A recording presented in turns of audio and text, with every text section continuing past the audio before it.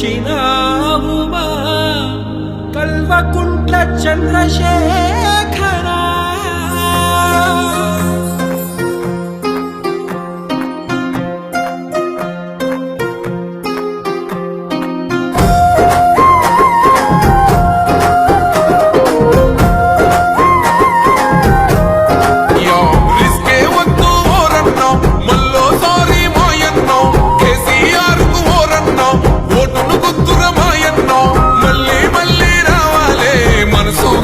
సర్కారే గులాబీ జెండా ఎగరాలే గుంపులు గట్టి నడవాలే మూడోసారి ముచ్చటగా కేసీఆర్ కావాలే గులాబీ జెండా ఎగరాలే గుంపులు గట్టి నడవాలే మూడోసారి ముచ్చటగా కేసీఆర్ కావాలే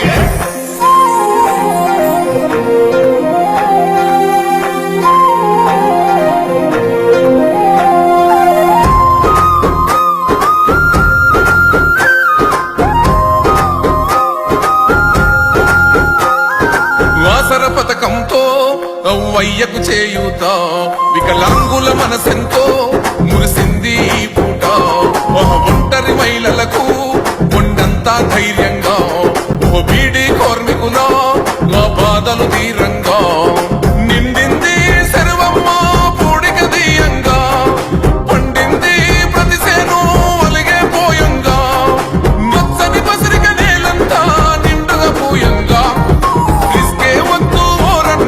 మల్లోసారి మాయన్నో కేసీఆర్ కు ఓరన్నో ఓటును గుద్దుర మాయన్నో మళ్ళీ మళ్ళీ రావాలే మనసు గల్ల సర్కారే గులాబీ జెండా ఎగరాలే గుంపులు గట్టి నడవాలే మూడోసారి ముచ్చటగా కేసీఆర్ కావాలే గులాబీ జెండా ఎగరాలే గుంపులు గట్టి నడవాలే.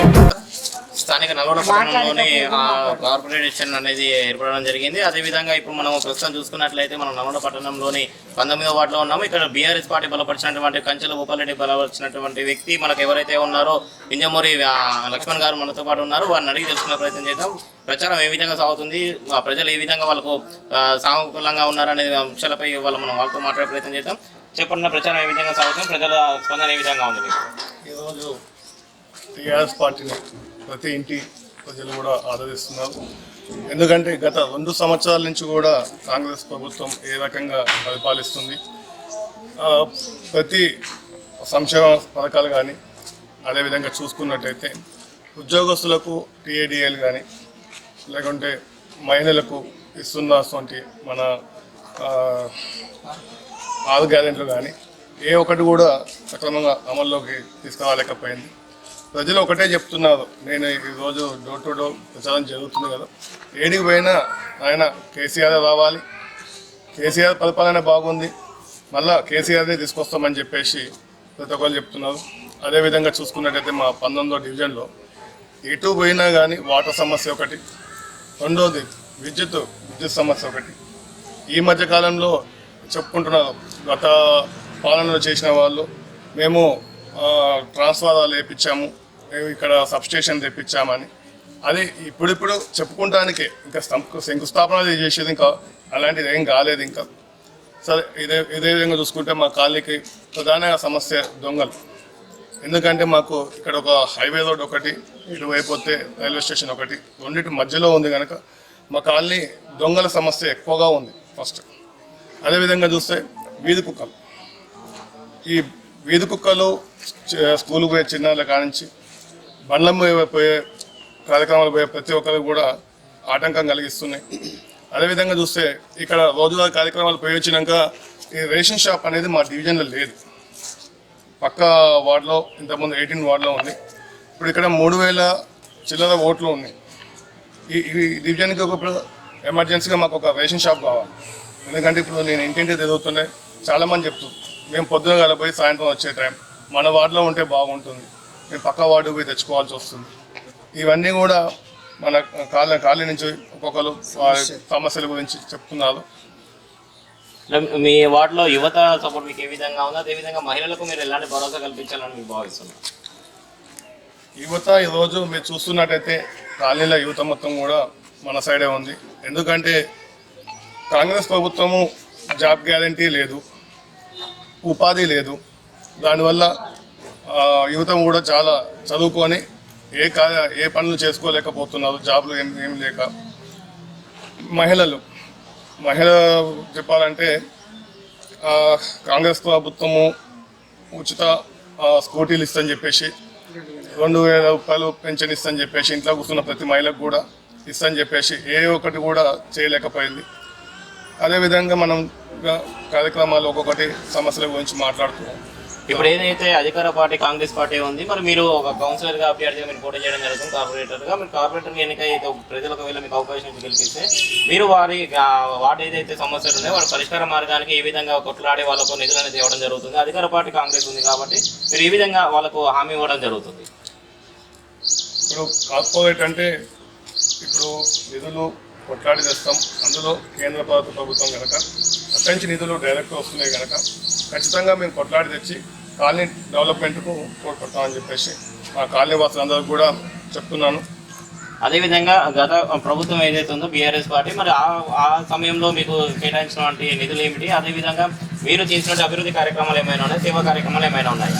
ఈరోజు కాలనీలో చూసుకుంటే మనకు కొత్త ఇల్లు కన్స్ట్రక్షన్ అయింది కదా, అక్కడ పోయిన టీఆర్ఎస్ గవర్నమెంట్లోనే రోడ్లు మొత్తం కూడా శాంక్షన్ చేసిన జీవో కూడా ఉంది. ఆ జీవోనే ఇప్పుడు రోడ్లుగా మారినాయి. అవన్నీ కూడా టీఆర్ఎస్ ప్రభుత్వమే మనకు శాంక్షన్ చేసింది. అదేవిధంగా అండర్ డ్రైనేజ్ కూడా అప్పుడు శాంక్షన్ అయింది. ఇవన్నీ కూడా ప్రజలకు తెలుసు. ఇక్కడ మనకు రోడ్లు ఇప్పుడు కేంద్ర ప్రభుత్వం కూడా సహకారంతో మన సీసీ రోడ్డు కూడా వేయడం జరిగింది. అదేవిధంగా బీఆర్ఎస్ పార్టీ మాజీ ఎమ్మెల్యే కంచెల భూపారెడ్డి సహాయ సహకారాలు మీకు ఏ విధంగా ఉన్నాయి, అంటే ఏ విధంగా లభిస్తున్నాయి అనుకోవచ్చు? నాకు కంచెల భూపారెడ్డి గారు పూర్తి సహకారం ఇస్తున్నారు. వచ్చేది మన గవర్నమెంటు, నీకు ఏ పనున్నా కాలనీ నుంచి ఒక ఫోన్ చేస్తే నేను ఏ పనున్నా చేసి పెడతానని చెప్పేసి భూపాలన్న గారు నాకు ఫుల్ హామీ ఇచ్చారు. ఏ రకమైన పరిస్థితిలో ఉన్నా కానీ కాలనీ డెవలప్ చేయి, ప్రతి ఒక్కరికి టచ్లో ఉండు, ప్రతి ఒక్కరికి ఫోన్ ఎత్తు, నీ ఏ ప్రాబ్లం ఉన్నా నా దృష్టికి తీసుకురా అని చెప్పేసి నాకు పూర్తి భరోసా ఇచ్చారు. ప్రజలు మీకు అవకాశం ఇచ్చి గెలిపిస్తే మీరు మొట్టమొదటిగా చేసేటువంటి పరిష్కార మార్గానికి సమస్య ఏ విధంగా ఉండొచ్చు అంటే మెయిన్గా మనం ఫస్ట్ చూసుకున్నట్టయితే నేను ఫస్టే చెప్పానండి, ఇక్కడ కాలనీలో దొంగల బెడద చాలా ఎక్కువగా ఉంది. ప్రతి వీధిలో సీసీ కెమెరాలు ఒకటి, ప్రధానంగా సీసీ కెమెరాలు, సెక్యూరిటీ పరంగా సెక్యూరిటీ గార్డ్స్ను కూడా పెట్టే ఆలోచన ఉంది మాకు.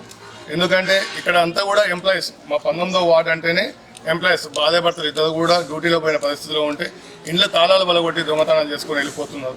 ఎంత కష్టపడి దాచిపెట్టింది కూడా దోసుకొని వెళ్ళిపోతుంది కనుక ప్రధానంగా ఫస్ట్ వచ్చే కార్యక్రమం దొంగల కోసమని ఇక్కడ సీసీ కెమెరాలు ఏర్పాటు చేయడం కానీ, అదేవిధంగా సెక్యూరిటీ కానీ తప్పకుండా ఫస్ట్ ఎజెండా. రెండవది కుక్కలండి, ఈ కుక్కల బెడద కూడా చాలా ఎక్కువగా ఉంది. మూడవది వస్తే రేషన్ షాపు. ఇట్లా కొన్ని కార్యక్రమాలు పెట్టుకొని వెళ్తున్నామండి. అదేవిధంగా మీరు ఒకవేళ కౌన్సిలర్లో పోటీ చేస్తే యువతకు మీరు ఇచ్చే భరోసాలు ఏంటి, అదేవిధంగా ముఖ్యంగా మీరు జనాలకు ఏం చెప్పాలనుకుంటున్నారు? యువత ఉద్యోగాల ఎట్లాగే కాంగ్రెస్ గవర్నమెంట్లో జాబ్స్ అనేది వేయదు, ఉపాధి ఏ రకంగా ఒక ఉపాధి చూపించే ఆలోచన చేస్తున్నాము. చిన్న చిన్న కుటుంబ పరిశ్రమలు కూడా స్థాపించాలనుకుంటున్నాము. ఎందుకంటే నేను ఉన్నది కూడా బిజినెస్లో ఉన్నాను. నాకు ఆ రకమైన ప్రోత్సాహం ఇచ్చి యువతను ఆదుకోవాలని చెప్పేసి అనుకుంటున్నాను. అంటే లక్ష్మణ్ ఎవరైతే ఉన్నారో వీరు ఈ మధ్య కాలంలో చాలా చికెన్ సెంటర్స్ అనేది ఓపెన్ చేయడం జరిగింది. అదేవిధంగా వారు అనేక బిజినెస్లను డెవలప్మెంట్ చేయడం జరిగింది. అదే ఈ వాటర్ సమస్యలు ఏవైతే ఉన్నాయో వారు పరిష్కార మార్గాలకి మీరు కృషి చేస్తామని మీకు తెలియజేయడం జరుగుతుంది. ఈ డబ్బు రాజకీయాలపై మీ అభిప్రాయం ఏంటి? నేను రాజకీయం కాదండి, నేను జనాల నుంచి వచ్చిన నాయకుడిని. ప్రధానంగా ఏంటంటే అందరూ రాజకీయం చేస్తారు, నాకు రాజకీయం కాదు, కాలనీ మీద విరుపు ఉంది, కాలనీ సమస్యల మీద కొట్లాడే ఉంది. అదేవిధంగా మీరు చూసుకున్నట్టయితే మా కాలనీకి ఒక పెద్ద సమస్య వచ్చింది. ఒక టైంలో ట్రాన్స్జెండర్స్ వచ్చేసి మా కాలనీలో చెప్పకుండా ఇల్లు కట్టారు. ఆ ఇంటి స్థలాన్ని నేను సొంతంగా కొని వాళ్ళని ఇక్కడి నుంచి ఎలగొట్టి కాలనీ పేరు కాపాడుకొని వాళ్ళ సమస్య, ఎందుకంటే చుట్టుపక్కల ఉన్న వాళ్ళు కూడా అందరూ సమస్య కూడా తీర్చానండి. అది మన కాలనీ మొత్తం కూడా తెలుసండి మాది. ప్రస్తుతం మనతో పాటు సీనియర్ నాయకురాలు మాలచరణ్ రెడ్డి గారు మనతో పాటు ఉన్నారు. వారిని కూడా తెలుసుకునే ప్రయత్నం చేద్దాం.